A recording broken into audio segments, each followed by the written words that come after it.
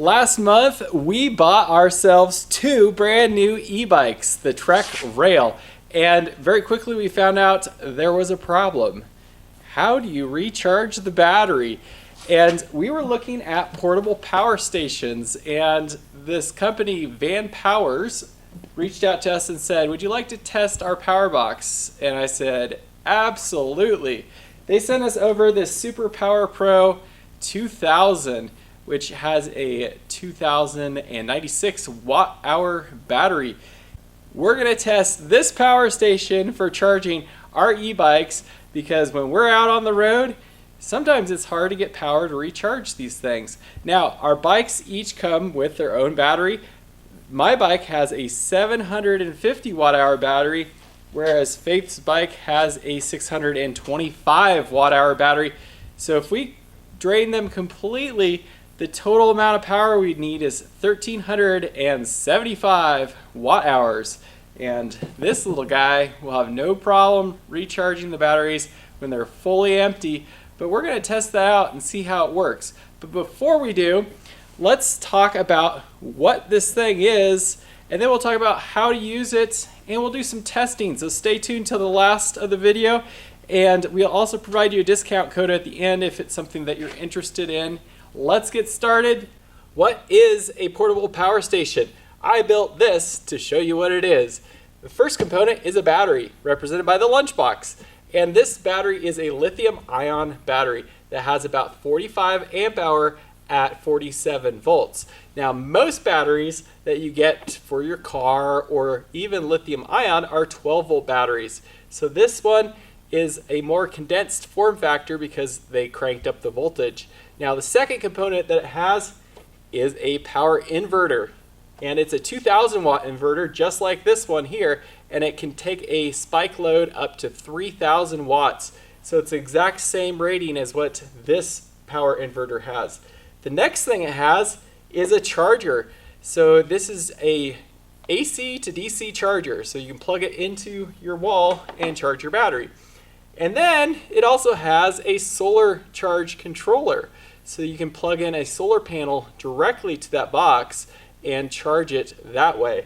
So if you consider all these components are fitting into that box, it's pretty impressive how condensed the size is. And if you were to buy all these different components by yourself, they would cost a lot more than that box, and it would take much more space. So let's take a closer look at this box and see exactly how it's configured and how it works. It weighs about 46 pounds. It has a nice carrying handle, and it also comes with a pull-out handle like a suitcase with little wheels. So you can wheel it around with you, which is really convenient because it's just heavy enough where with just the handle it would tire you out. Now on the side of this has 6 different AC outlets, and these will take the 2000 watts of power combined and up to a 3000 short peak load. And then there is a DC socket connector. Now this is a great little guy if you have a compressor fridge and you're traveling, maybe you're in your van or your car or you're overlanding and you want to have your fridge plugged in and have it powered all the time even with your vehicle off. That's going to come in really handy. Now on the front of the unit, there's the power button that turns the unit on. There's an AC power button that turns on the inverter that makes all the outlets work. There's a DC power button that turns on all your DC ports. And then on the face here, it shows you your battery percentage, and the little green bars will disappear as you use the battery. It shows you how many minutes of usage is left based on your current load, what your input watts are, and what your output watts are. Now, on this other side, we've got your input. This is how you charge it. So this is going to be plugged into the wall, your AC power ports, and then this is going to be for DC charging.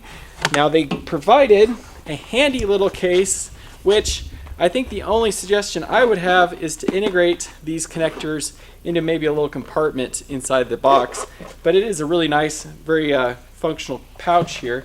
It comes with a power cord, an AC adapter power cord.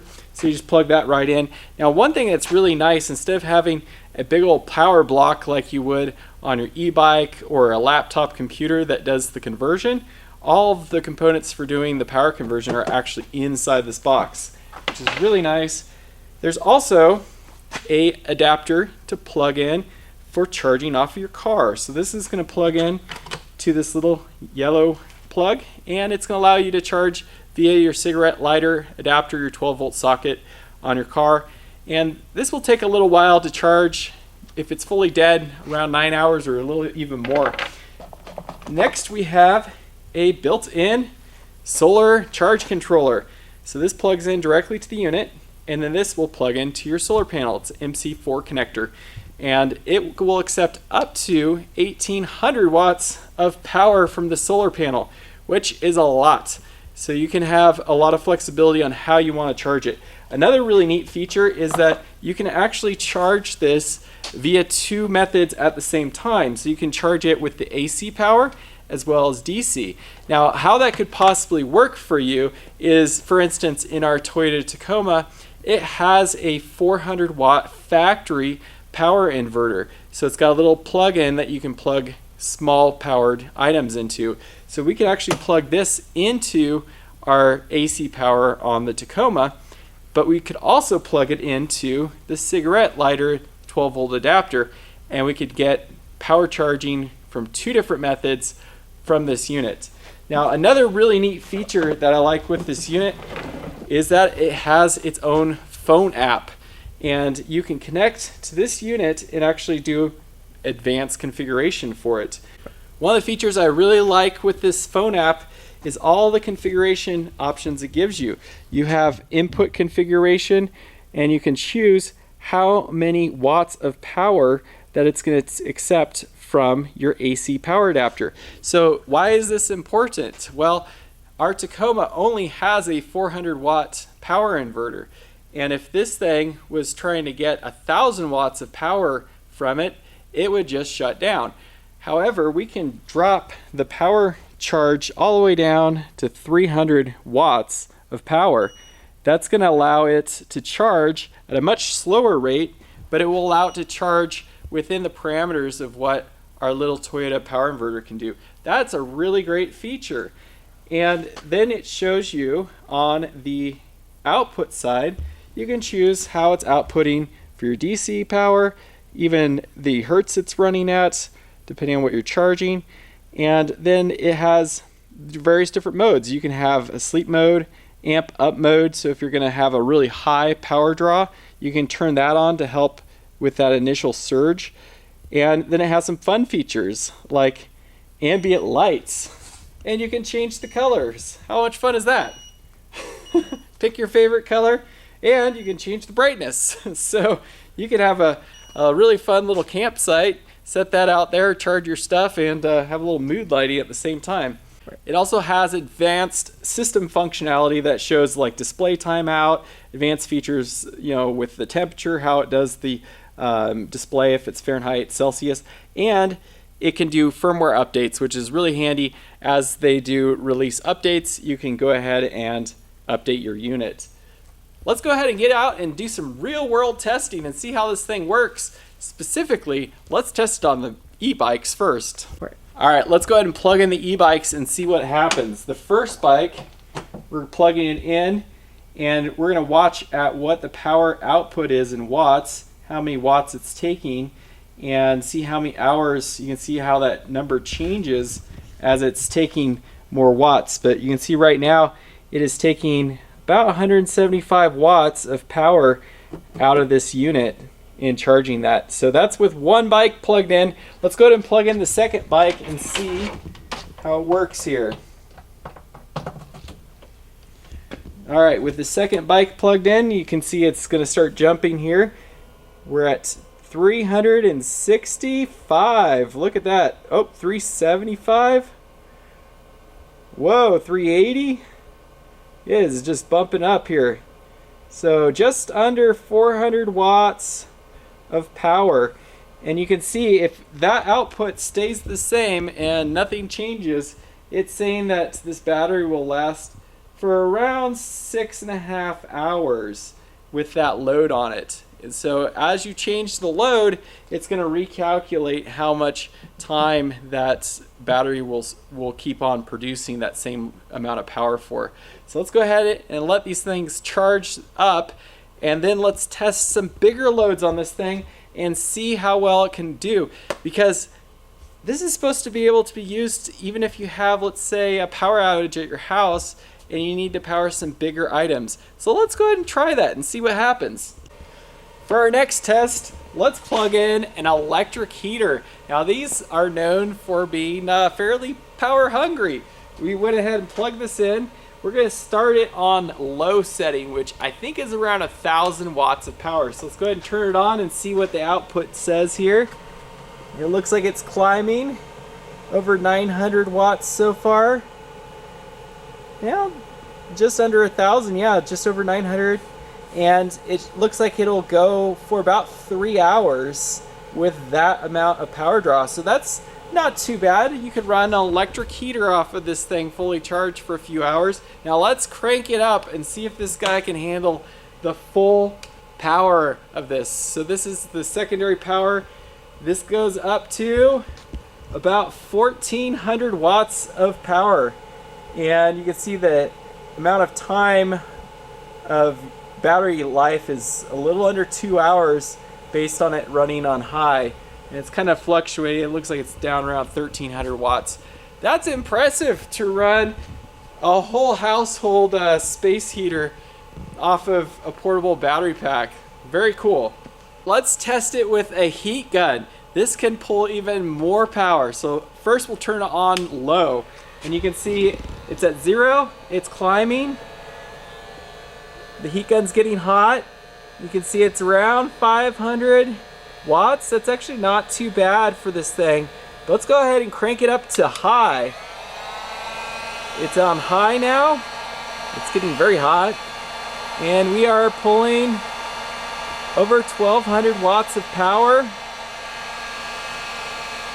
That's pretty impressive. It's having no trouble at all. Now, the interesting thing is I've run this heat gun on our other power inverter, and it's actually rated around 1,800 watts of power on full. So I'm a little surprised that this is only showing around 1,400 when it might be rated at just a little bit lower than what it's actually pulling. And I don't know if that's just because this is running a higher voltage battery, but either way, it runs at no problem. That's pretty great, because you could basically do your heat shrinking anywhere you want. Just bring this little guy along with you. Let's go ahead and test a fridge. All right, the fridge just turned on, and you can see we are increasing our watts. We are at 114, 111 watts of power. That's pretty efficient. It says it can run a residential fridge for 17 hours, and it's just under full battery charge. That's pretty incredible. We'd have to leave it plugged in to see if it could really do that, but if you had a power outage, you know, that might just get you through. If you had one of these things, you could take it from your camper, take it inside and plug in your fridge and get you through a power outage. Let's try to power a 3/4 horsepower jet pump. Now these are incredibly hard to start because of the initial motor amp draw is huge. A lot of generators and other inverters won't do it. So let's go ahead and give it a try. I'm not going to be surprised if it doesn't work, but let's just see what happens. Oh my gosh! It turned on! That is nuts! It says it's running under 1,100 watts. That is so crazy. That's insane that it's powering that. Just the initial kick on the motor is a huge draw, and for this to do that, that's super amazing. Now when it comes to recharging this unit, one of the really neat features is the ability to both use the power out of the box as well as charge it at the same time. So we've got the heat gun running, and it's pulling about 500 watts of power, but then we also have it plugged in just the vehicle cigarette socket adapter, the 12-volt adapter, and it's getting 120 watts of power from the truck. So it basically allows us to be recouping while we're using, which is really handy if you have, let's say, a camper van or something like that with a compressor fridge, or really any other electronic you want to keep running while you drive and recharge, and then also be able to keep it running after you get someplace and turn off the vehicle. Pretty neat. Our test is complete with the e-bike charging, and we drained the batteries on both e-bikes to around 35%. This was at 100%, and we charged both bikes to 100%, and our battery percentage dropped to right about 50%, which is right about what I was calculating, about 40, I was thinking 43% or so is what the battery would end up with on here. So right in line, right in the same ballpark, even showing a little higher than what I was expecting. So that is super great. Now we're gonna test recharging it real quick, and then we will wrap up with our thoughts. We've charged this battery a couple times with just a normal household plug-in charger, and it can charge the whole battery in around 2 hours from zero, which is really impressive. Now on this test, we're actually powering it with a generator, and we're looking at the phone app. It shows that it will charge up to 1800 watts at its maximum, and you can see it's just over 1800 watts on the unit for input power. Now if we change this down, which is one of the really neat features that I like about it, the input now we're setting at 800 watts. It's at 800 watts of charging power. Now we're going to try setting it down to 300 watts of input power. Now the 300 watts is going to be really important when we plug it into our truck inverter, which is limited to 400 watts because it's a factory inverter. And dropping it down to 300 watts will, in theory, allow us to charge it straight off the Tacoma. So as you can see now, our input watts is right about 300, which is fantastic. So next, let's try charging it with the Tacoma and see if it stays at 300, and see if the truck can handle the inverter load on it for charging. We got the truck turned on, inverter's turned on. Let's go ahead and plug it in and see if we get the 300 watts of charge power out of it with the truck inverter as the charge source. So you can see right now it's showing 0. We'll see if it will increase here in a second. Oh, I heard it click on, and we see the watts building up. 200 to 340, 350, 335. Okay, perfect. So it looks like the inverter and the truck is handling this load, and that's one of the great features with this power station, is that it has that ability to change the input wattage from that AC adapter. That is really slick. I love the fact that it just uses a standard power cord for it. There's no other weird power block adapter like what we have for an e-bike, something like this to try to carry around. It's really clunky. That's a really great design. And how we're gonna use this for charging is to basically use the truck's inverter that's built in, as well as potentially a solar panel. So when we're driving, we'll be having two input sources, the solar panel and the AC inverter power. And then when it's parked, it will have the solar power always replenishing the battery. So stay tuned, because we're going to be doing some more testing, some more long-term testing, as well as showing you how we actually end up using this for our travels. Final thoughts on the VanPowers Superpower Pro 2000 is, I think it's a well-constructed, it feels quality built. Its features seem to match what the specs are. I'm really impressed with its ability to power higher power items, especially that jet pump. That was incredible. And I think it's a well-made device. I think the phone app is really slick to be able to do some additional settings on it. And it seems like spec-wise, it's a really strong performer. So between the Superpower Pro 1500 and the 2000, my thoughts really quick on that is, number one, the 1500 actually uses a different lithium battery technology. It's a Life PO4 battery technology, which is a lithium iron phosphate battery. Now, they rate that battery on the smaller unit to actually have about 2 times the life cycle of both recharge cycles, and typically lifespan is about twice as long on that battery technology. The other advantage with that smaller unit is that it's about 5 pounds lighter. So I think that smaller unit is a really great value, and with that better, I think, battery technology, it's a really good option. Now this larger one, if you need a little bit more battery capacity, is a great option, and it uses a different lithium technology. It's a lithium nickel manganese cobalt battery technology, and the advantage to that technology is that it's a little bit higher density, so it's a little bit more condensed for how much battery power you get, which is the reason I think they used it on this larger battery pack. The downsides to it is it's a little bit less stable than the Life PO4 battery makeup chemistry, so you got to be a little bit more aware of that. However, the battery management system should take care of any sort of volatility type of issues they have. The other downside with this battery is that it's a little bit less environmentally friendly for both the manufacturing process as well as the recycle end of life type of situation. The last downside to it is that it actually lasts a significantly less time. So it's about half as many charge cycles, and typically it's about half as long of a lifespan in years as well. So I would say go with the bigger one if you really need the extra power. Otherwise, the smaller one is probably the direction I would recommend going. Now, if you're thinking about either one of these units and you want to potentially buy it, you can use a discount code for 5% off. That is camper, the number 5 is the discount code, and I will put that in the description below as well.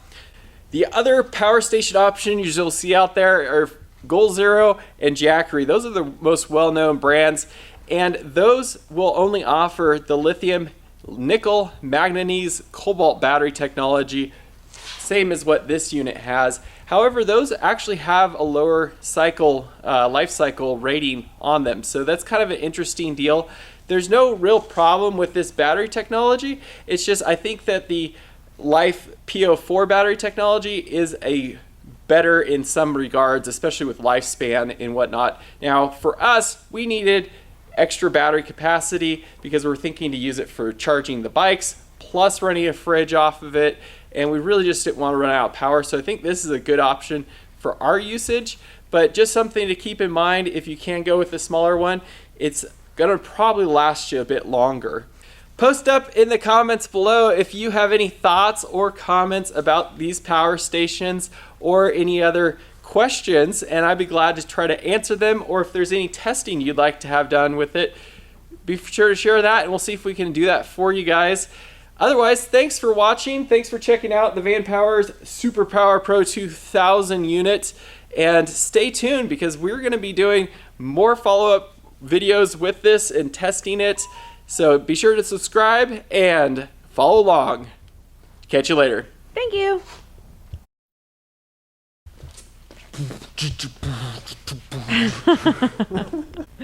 You got my boombox? Yeah, I got your boombox. What you doing? Wait, did you record that?